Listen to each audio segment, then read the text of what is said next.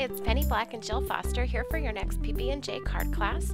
And to make today's card, I'll be using our Slapstick Cling Stamp Poppy Trio. I'll also be embellishing it with our Creative Die Fresh Breeze. And I'm also using the Faber-Castell Design Memory Craft Paper Crafter crayons to do a melting technique to create my background. So here's a look at the card we'll be creating today.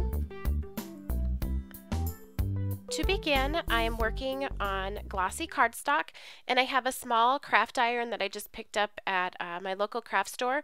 If you don't have one of those, you can use just your regular iron on a high setting with no steam and just cover it with tinfoil to protect the surface. So I'm just coloring directly onto the iron using the Paper Crafter crayons, and I'm using from the blue and green pack to create this background. And I'm just pressing it, twisting it onto my background. I'm going to use different colors from this same pack to create some variation.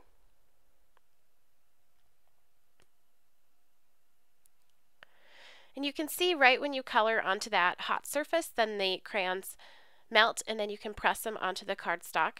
By using a glossy cardstock, it makes it easier to apply them, and then they also move real nice when you're pressing them onto that cardstock. You can actually go back in and sort of remelt and move them around even after you've applied them to the surface. And that's why here when I add a different color like the green that I'm adding in, that they blend and melt together.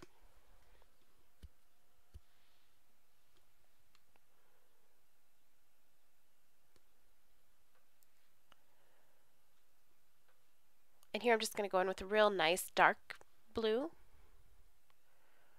and press that on there as well. I like when you see areas of light and areas of dark. So now I'm going to do another background just because this is so fun, and once you have it out you just want to keep going. So this time I'm using from the red-orange pack of the Paper Crafter crayons, and I am just doing the same thing, coloring onto that little mini craft iron and pressing it onto my glossy cardstock. I'm going to add a little bit more of a pink here. Kind of swirl that iron on. That's how you get that fun textural sort of marbled look. Here I'm going to come in with this orange.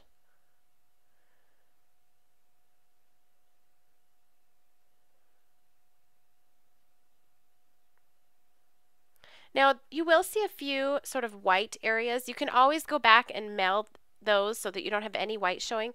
I like to have a little bit of white just for this particular project, but it's up to you. I added just a touch of purple there. I wanted a little bit that would add some dark to this background, some contrast.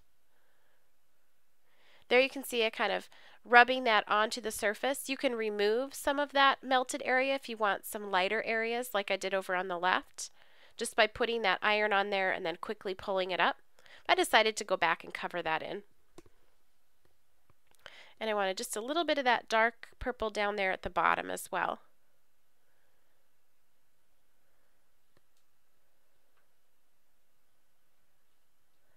And you can clean off your iron if you're very careful, because it is hot, just with a baby wipe and quickly wipe it off.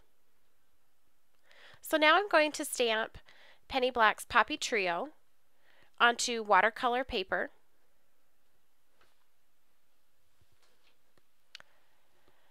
And I'm going to be coloring this in using the Faber-Castell Design Memory Craft Gelatos.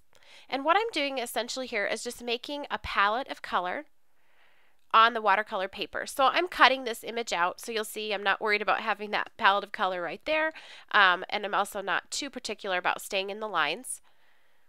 So I'm just going to add water first, then I'm going to go into that gelato that I colored onto the paper, pick it up, and add it to my flower. Now on these flowers, I wanted a really loose watercolor look. I wanted some variation in color, but I wasn't too worried about shading. I just wanted a lot of variety in the color and an artsy look, not a perfect look to the coloring and shading.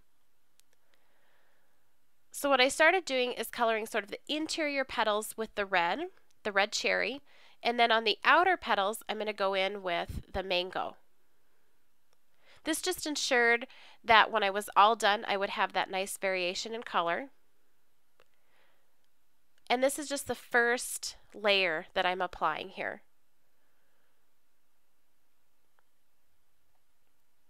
And I'll continue to do that on the rest of the flowers. So now here's where I wanted to go in with and add that variation and sort of tie the two colors together.